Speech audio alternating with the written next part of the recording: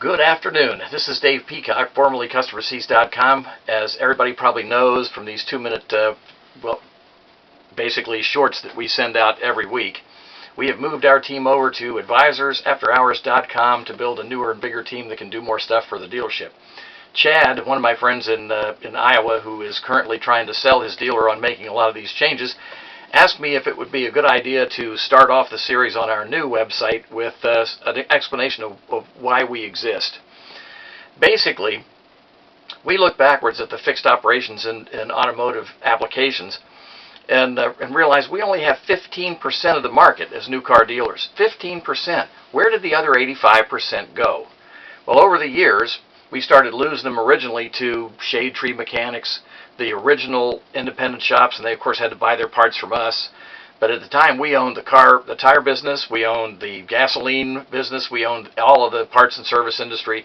Soon, people realized they could make a living doing it because we simply had more cars out there than we could work on.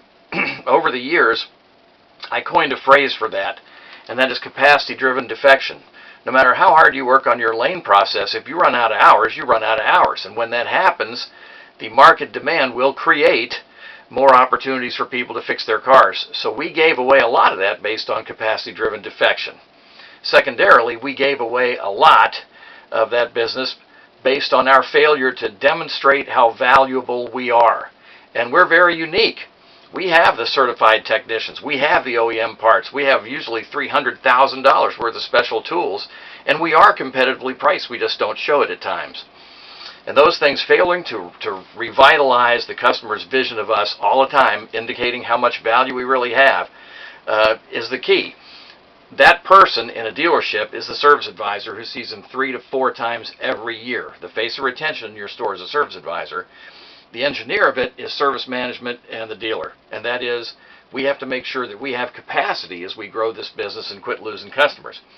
If we take the focus over to retention and away from cramming lines on ROs, we'll get all of their work. When they come to us every time, we get all of it. We get all of it when the wear parts demand it, and we get all of it when the maintenance schedule calls for it. So consequently, we've built our business around demonstrating that value. Some of the things that are interesting, I have a friend who's been a little bit down on his luck for a while. He's driving my airport car now all the time. Got a great new job, and it's working out pretty well. But my airport car is a 97 Explorer 4-wheel drive. He has put tires on it. He's gone through the front and back cases and changed fluid on them. He's put a lot of money in the car just because he doesn't have to pay a car payment, and he's driving my car. An interesting thing happened. It was running just a hair rough, and I realized the plugs and wires that are on the car now had been on the car about 100,000 miles. It's got 180 on it currently. He went into a Ford dealership here in Northern Virginia, and let's just say the dealership name rhymes with greedy. So we'll just call it Greedy Motors. If you want to know how your pricing and your system can affect a customer ever coming back, he went in simply to get plugs and wires on the car.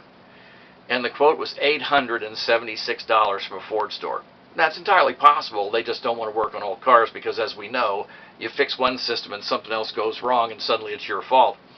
But I guess what they didn't know is I've got my less than 1-year-old Explorer sitting in the driveway. And where am I going to get a car fixed? Probably at the dealership if they don't do something that makes me mad. Well, that sort of does, because I paid $186 to get the genuine Motorcraft parts, and I paid a gas station $150 to finish the job.